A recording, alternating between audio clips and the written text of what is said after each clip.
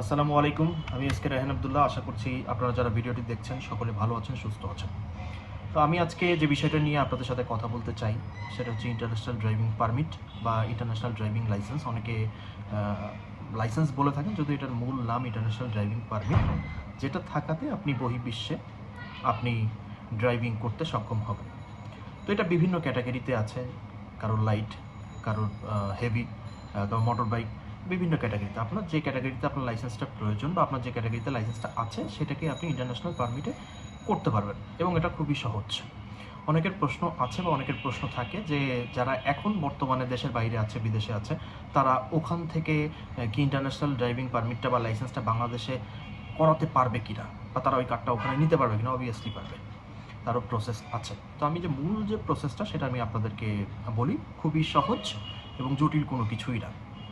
তো যেখান থেকে ইন্টারন্যাশনাল ড্রাইভিং পারমিটটা প্রদান করে থাকে, এই যে জিনিসটা যেখান থেকে করে থাকে সেটা হচ্ছে বাংলাদেশ ইন্টারন্যাশনাল ড্রাইভিং পারমিট। আপনারা দেখতে পাচ্ছেন, অ্যান্ড দ্য অটোমোবাইল অ্যাসোসিয়েশন থেকে হচ্ছে এই লাইসেন্সটা প্রদান করে থাকে বা পারমিটটা প্রদান করে থাকে।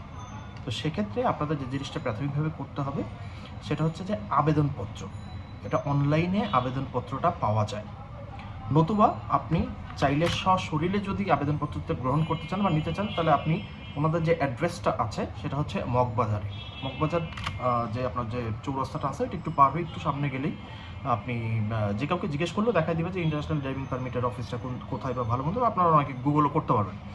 তো আপনার আবেদনপত্রটা চাইলে অনলাইন থেকেও ডাউনলোড করতে পারেন, নতুবা আপনারা সরাসরি কালেক্ট করতে পারেন। তারপরে যেটা প্রয়োজন সেটা হচ্ছে আপনার বাংলাদেশের ড্রাইভিং লাইসেন্স।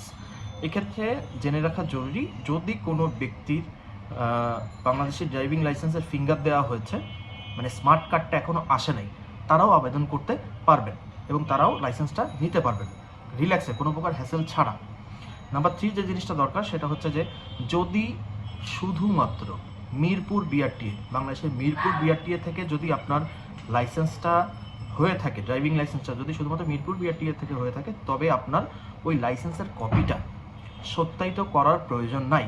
মিরপুর ব্যতীত বাংলাদেশের যে কোনো জায়গা থেকে আপনি যদি লাইসেন্স করে থাকেন, তাহলে অবশ্যই ওই বিআরটিএর যে পরিচালক আছেন বা সহকারী পরিচালক আছেন, তার কর্তৃক সত্যায়িত করে আপনাকে ফটোকপিটা জমা দিতে হবে।